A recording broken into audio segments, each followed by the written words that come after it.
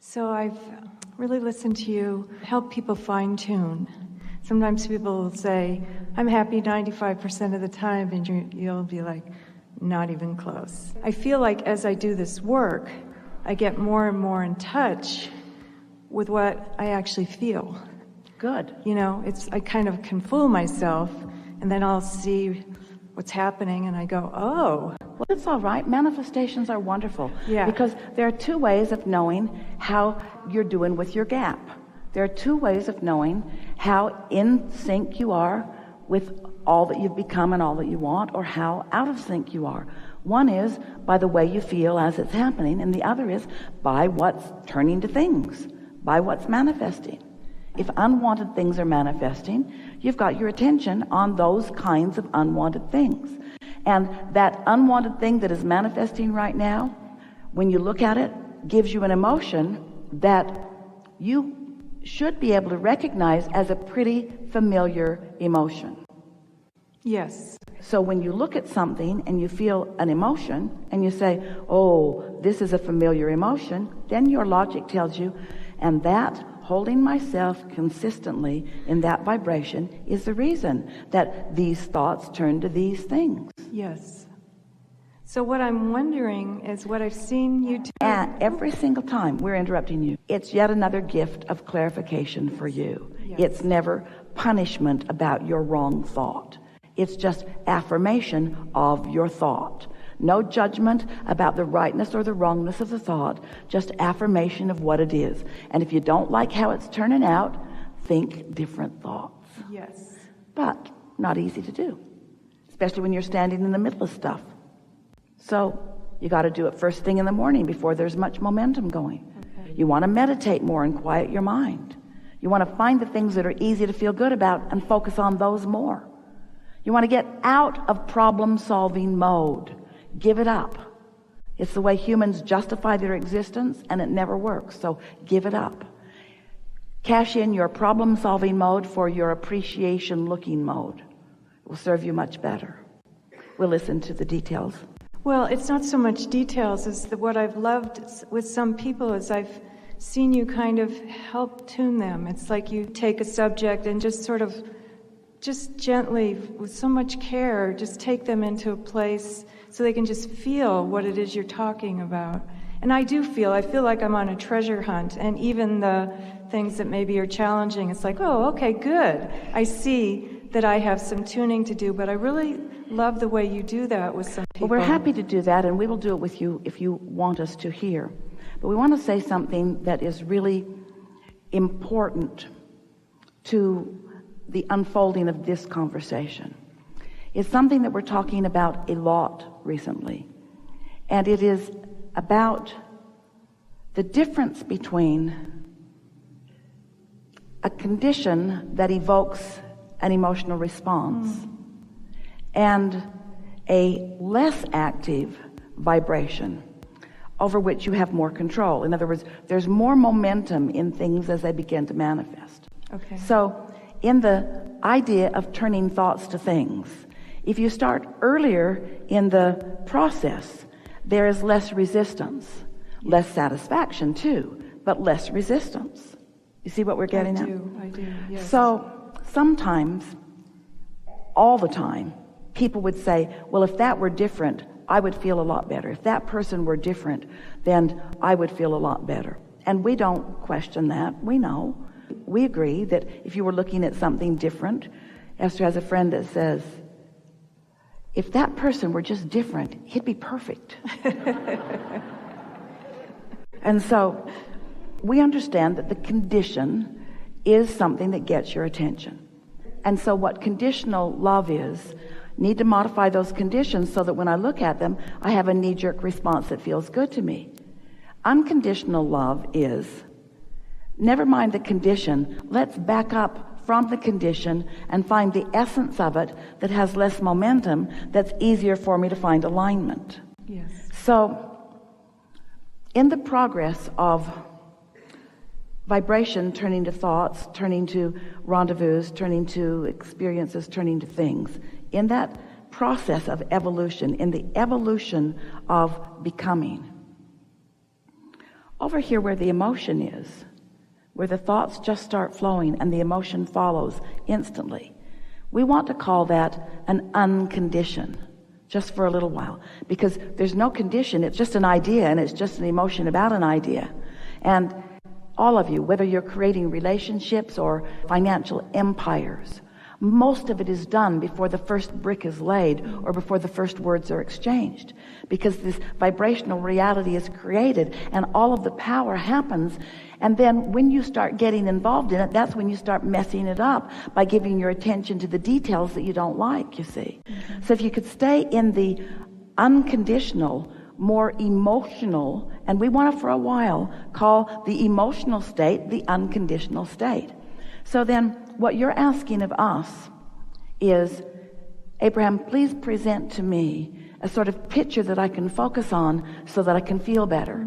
And we say, that's still pretty conditional, because you're wanting us to create something that you can respond to, where what we're wanting you to do is care so much about feeling good that you're willing to feel around until you find it. Mm-hmm. And what that means, oh, this is such a leading edge conversation. Mm-hmm. What that means is you're going to feel your way into alignment, just like Esther did in those 9 months that she was meditating. She could feel when her mind was wandering and that state of detachment wasn't there.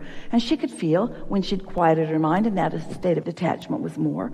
She could feel when she was in greater harmony with something that felt good, and she could feel when it dissipated. You can always feel your alignment with what you want, but it takes a little listening and feeling and tuning before you're able to do that.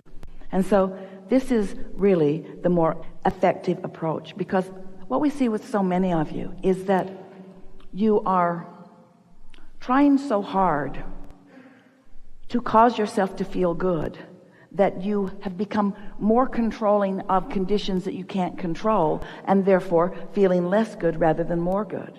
It requires letting go and trusting. And that requires understanding this 3-step process. You have already asked, it's already in the vortex, and it is already a reality. If you could just accept that, it is a done deal. It is ready for you. It's done. You ask, source answered, it's there, and the law of attraction has assembled all cooperative components. It's done, it's there, it's done, it's there, it's done, it's there. So you don't have to keep trying to create conditions that allow it. All you have to do is chill out. Get into a place where you're in the receptive mode, where the idea will occur to you. It might be an idea of going there or going here. It might be an idea, you know that feeling when you say, oh, I just got the best idea. Esther has a friend who says, you know where that came from. You know where that came from. It came from your vortex. It's an idea that you received. You allowed yourself to be the receiver of it. And there is nothing in all of the universe more delicious than to be the receiver of the unfolding of your own creation that you've put there, because you've finished it. Pretty much, you finished it. You've lived enough life that you've put it there, and it is a reality. It's an uncondition. It's an uncondition. You got to start getting excited about the uncondition. So if somebody said, what are you going to do today?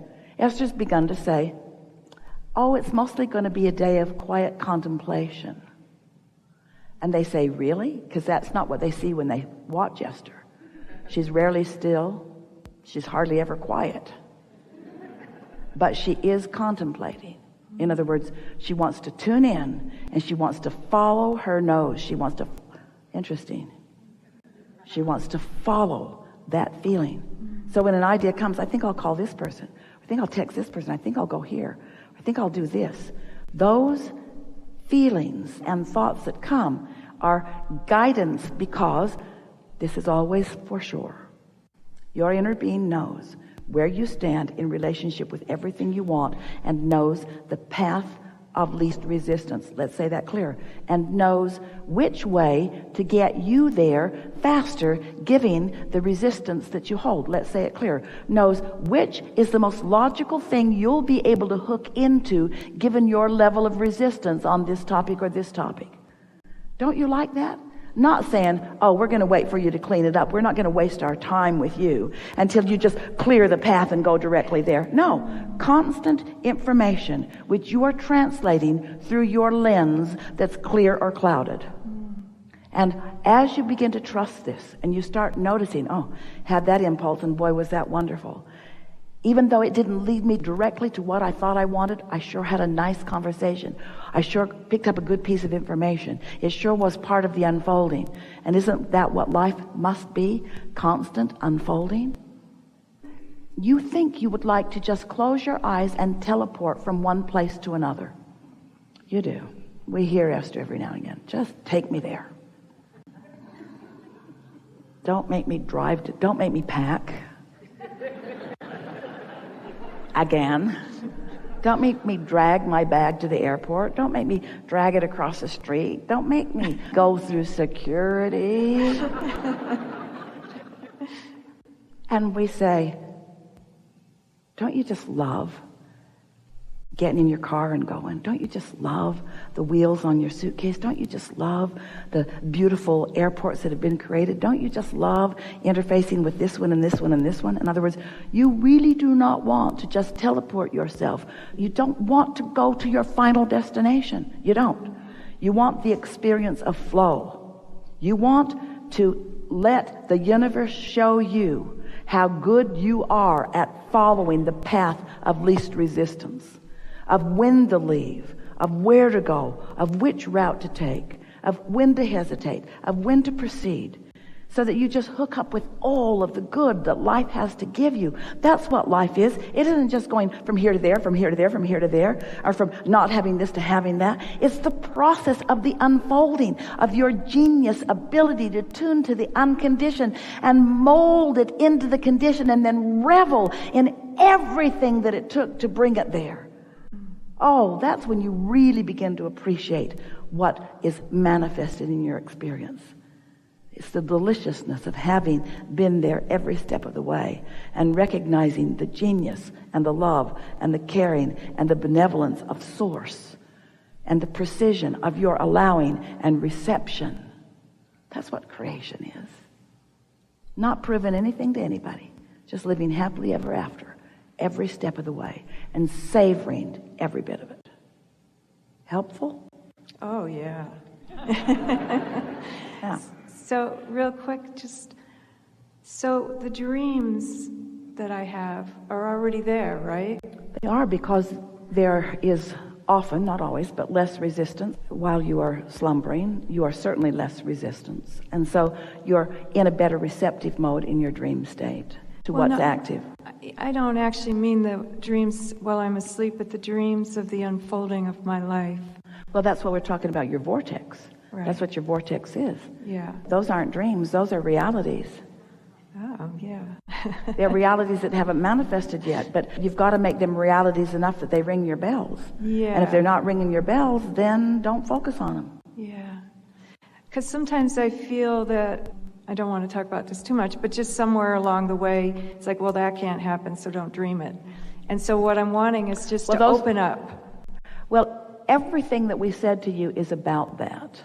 In other words, it doesn't matter what you've been doing. You know something more now than you've ever known before. Yes. You are different now as a result of this conversation that we've been having for 1 hour. Yes. You are different right now. You have a different vibrational frequency. Your point of attraction is different. You're different under the universe. Your path of least resistance has become less resistance. Mm-hmm. Your path of more allowing has become more allowing. You are in a more receptive mode right now than you've ever been.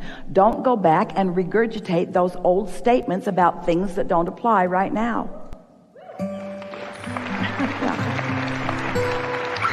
This is a good time for a segment of refreshment.